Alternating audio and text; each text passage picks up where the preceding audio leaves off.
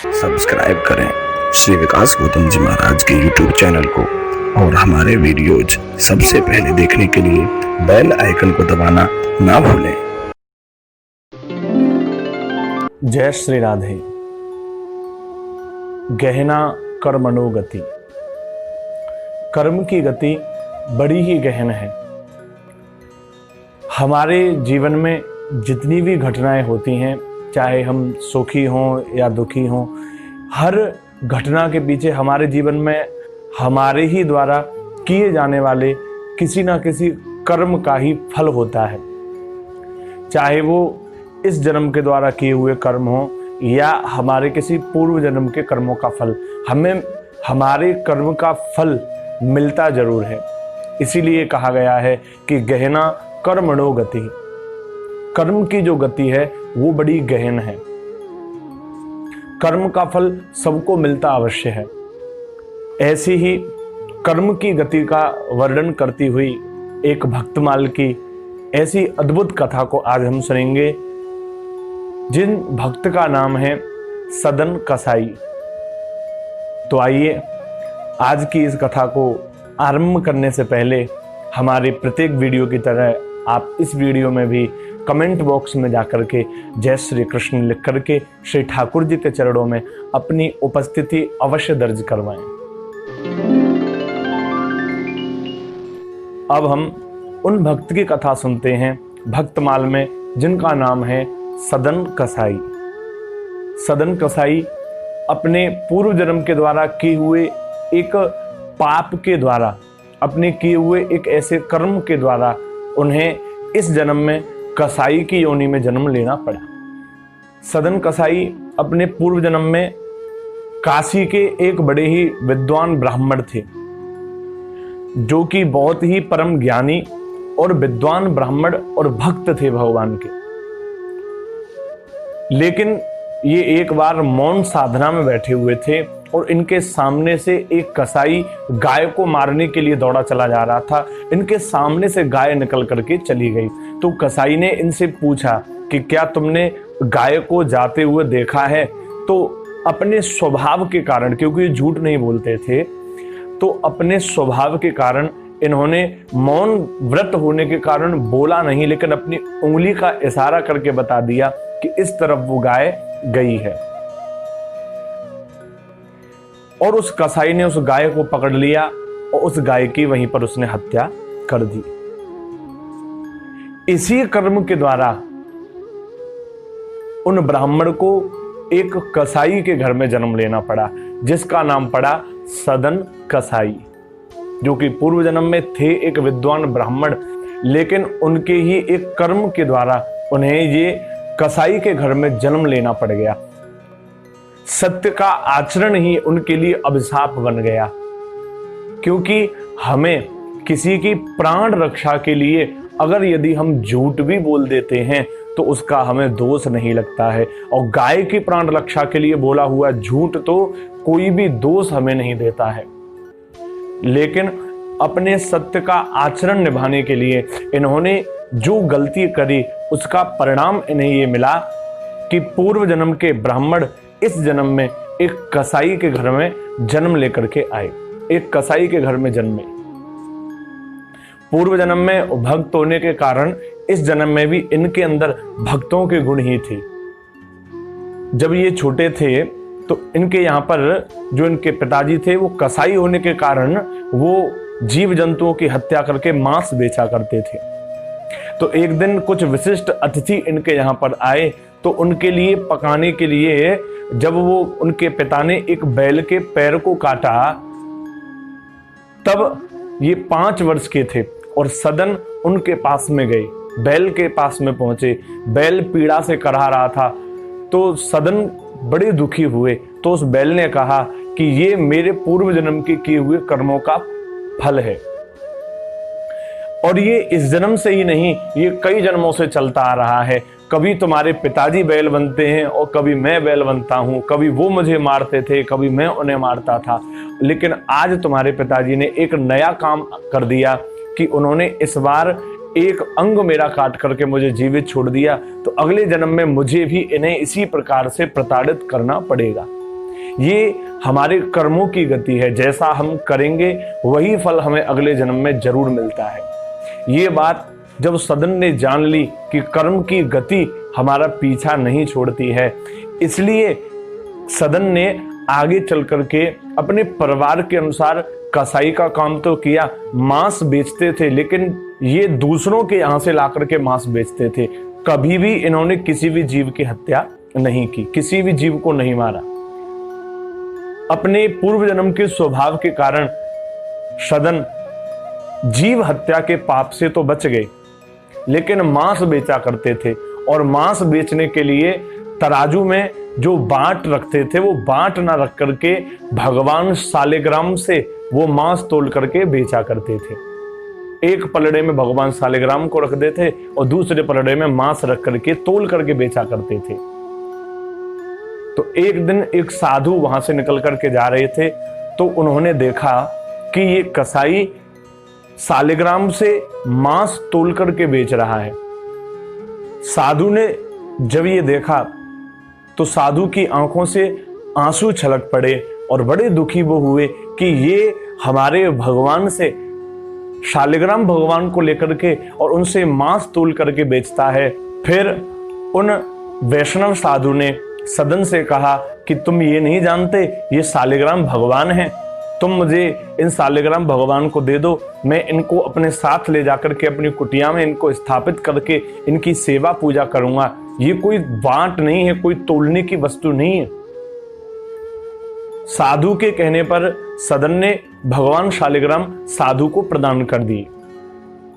साधु भगवान शालिग्राम को लेकर के अपने आश्रम में आए, वैदिक पूजा पाठ भगवान शालिग्राम का किया और पूजा पाठ करके भगवान शालिग्राम को स्थापित कर दिया, भोग इत्यादि नैवेद्य इत्यादि भगवान शालिग्राम को अर्पित किया। लेकिन जब रात्रि में वो साधु सोए तो रात्रि में उनके स्वप्न में भगवान शालिग्राम प्रकट हुए और भगवान शालिग्राम ने कहा कि हे साधु, तुम मुझे वहीं छोड़ आओ जहां से मुझे लेकर के आए हो, क्योंकि मैं अपने सदन के यहाँ पर ही बड़ा प्रसन्न था, बड़ा खुश था, क्योंकि वो भले ही मांस तोलता था लेकिन मांस तोलते तोलते हुए वो मेरे नाम का गुणगान करता रहता था और मुझे उसके मुख से किया जाने वाला मेरा गुणगान जो है वो बहुत ही प्रिय था। तो तुम मुझे ले जा करके वहीं उस सदन के यहाँ पर भेज दो, क्योंकि मुझे सदन के यहाँ पर ही रहना है, वही मेरा परम प्रिय भक्त भी है। रात्रि के स्वप्न में जब ये साधु ने देखा तो प्रातःकाल साधु की आंखों से आंसू झलक पड़े कि मैं भगवान शालिग्राम को यहाँ लेकर के आया और ये पुनः वहीं जाने की जिद कर रहे हैं। तो साधु ने ले जाकर के वो शालिग्राम भगवान सदन को पुनः दे दिए कि भगवान शालिग्राम ने मुझे स्वप्न में आकर के ये बताया है कि उन्हें तुम्हारी सेवा पूजा ही बड़ी प्रिय लगी है, तो हे सदन, तुम ही इनको अपने पास में रखो और इनकी सेवा पूजा करो। और साधु शालिग्राम को सदन को देकर के वहां से चले गए। साधु की उस बात को सुनकर के सदन कसाई ने अपना पूरा जीवन बदल दिया और उन्होंने मांस बेचना भी बंद कर दिया और साधु की तरह ही वो भगवान की भक्ति करने लगे और भगवान के भक्त हुए। तो सदन कसाई, एक दिन इनके मन में यह इच्छा उठी कि अब मैं भगवान जगन्नाथ के दर्शन करने के लिए जगन्नाथपुरी चलता हूं और ये भगवान जगन्नाथ का दर्शन करने के लिए वहां से जगन्नाथपुरी के लिए चले।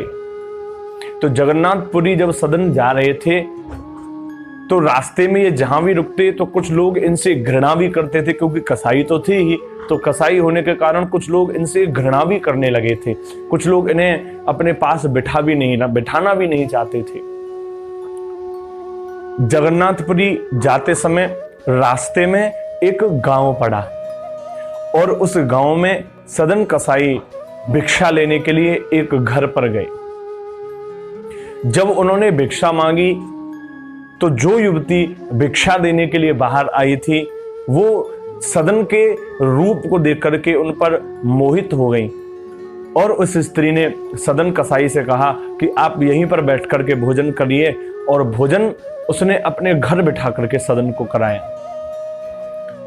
जब भोजन करके वहां से सदन जाने लगे तो इस स्त्री ने अत्यंत प्रार्थना पूर्वक कहा कि आप रात्रि यहीं पर विश्राम करें।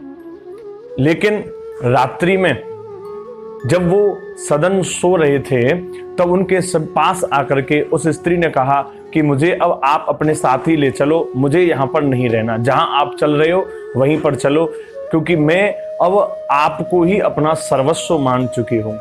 सदन ने कहा कि मैं ऐसा नहीं कर सकता। सदन ने मना किया और कहा कि तुम एक विवाहित स्त्री हो और मैं ऐसा नहीं कर सकता, और यदि तुम मेरा गला भी काट डालो तब भी मैं तुम्हारी इस बात को स्वीकार नहीं कर सकता। सदन की इस बात को उस स्त्री ने उल्टा समझ लिया और उस स्त्री ने जाकर के अपने पति का ही उसने गला काट डाला और आकर के बोली, अब आप मुझे अपने साथ ले चलो, क्योंकि अब मैंने अपने पति को ही मार डाला है, अब मुझे रोकने वाला कोई भी नहीं है। यह सुनने के बाद सदन ने कहा, अब तो मैं इस घर में एक पल भी नहीं रहूंगा। और सदन वहां से जब जाने लगे तो उस स्त्री ने पूरे गांव में शोर मचा दिया कि इसने मेरे पति को मार डाला है, और अपने पति की हत्या का झूठा आरोप उस स्त्री ने सदन के ऊपर लगवा दिया। गांव में पंचायत हुई तो गांव के पंचों के द्वारा फैसला हुआ। सदन से पूछा गया, क्या तुमने इसके पति को मारा है? तो अपने स्वभाव पूर्वक वो मुस्कुराते हुए उन्होंने कह दिया, हाँ। तो पंचों की पंचायत में ये फैसला हुआ कि अब इसके हाथों को काट दिया जाए। जिन हाथों से इसने इस स्त्री के पति की हत्या करी है, सदन के दोनों हाथों को काट दिया जाए। और पंचायत के फैसले के अनुसार उस सदन कसाई के दोनों हाथ काट दिए। ऐसी ही स्थिति में फिर सदन वहां से भगवान जगन्नाथ का दर्शन करने के लिए जगन्नाथपुरी जाने लगे। जगन्नाथपुरी जा रहे थे, चलते चलते रास्ते में कुछ लोगों ने उनके घावों पर दवाई भी लगाई। जिस गांव में वो पहुंचे वहां पर लोगों ने उनका किसी गांव में उपचार किया, तो धीरे धीरे घाव तो भर गए। लेकिन जब आगे जा रहे थे तो भगवान जगन्नाथ को बड़ी व्याकुलता हुई अपने भक्त के आगमन को देख करके, और उन्होंने अपनी एक पालकी वहां से भेजी।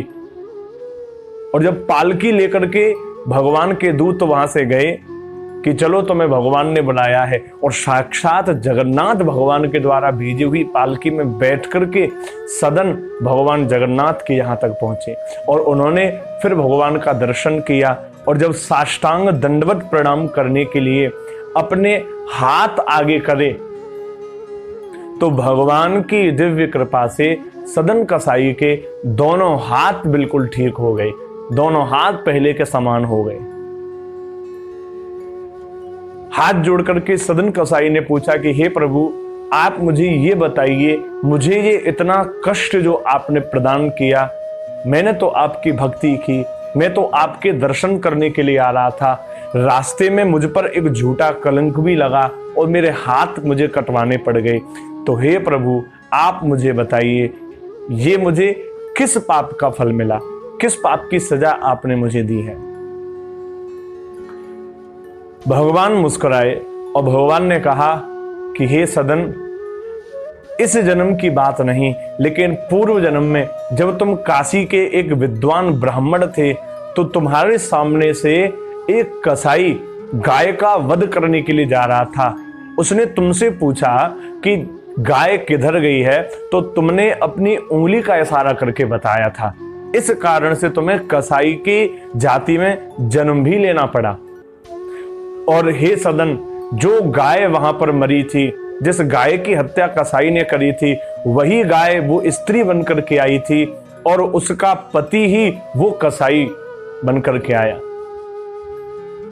जो पाप उस कसाई ने उस जन्म में किया था गाय का वध करके, उसी पाप का फल उस व्यक्ति को इस जन्म में भोगना पड़ा। उसी गाय ने इस जन्म में उसी की पत्नी बनकर के उसका गला काट करके उसे उसी पूर्व जन्म के पाप का फल उसे मिला है। और जो तुमने अपना हाथ का इशारा करके गाय को बताया था कि इस तरफ गाय गई है, उसी कारण से तुम्हें तुम्हारे हाथ कटवाने पड़े, क्योंकि गहना कर्मणो गति, कर्म की गति बड़ी ही गहन होती है। हम जैसा कर्म कर रहे हैं, हमें फल उसका अवश्य मिलेगा। आज नहीं तो कल मिलेगा, कभी ना कभी मिलेगा जरूर। इसलिए आचरण हमारा शुद्ध होना चाहिए। सदन कसाई ने तो सत्य का आचरण अपनाने के कारण, गाय के बारे में बताने के कारण इतना सारा कष्ट उन्हें झेलना पड़ा। तो ध्यान रखें, किसी की प्राण रक्षा के लिए बोला हुआ झूठ हमें दोष नहीं देता। किसी की प्राणों की रक्षा के लिए, गाय की प्राणों की रक्षा के लिए अगर आप झूठ बोल देते हो तो उस झूठ से तुम्हें कोई भी पाप नहीं लगेगा, बल्कि सत्य बोलने के बराबर का ही फल, पुण्य तुम्हें मिलता है। अपने कर्म हमेशा हमें अच्छे रखने चाहिए, नहीं तो पता नहीं इस जन्म में या ना जाने किस जन्म में हमें उस अपने कर्म का फल भुगतना पड़े। जय श्री राधे।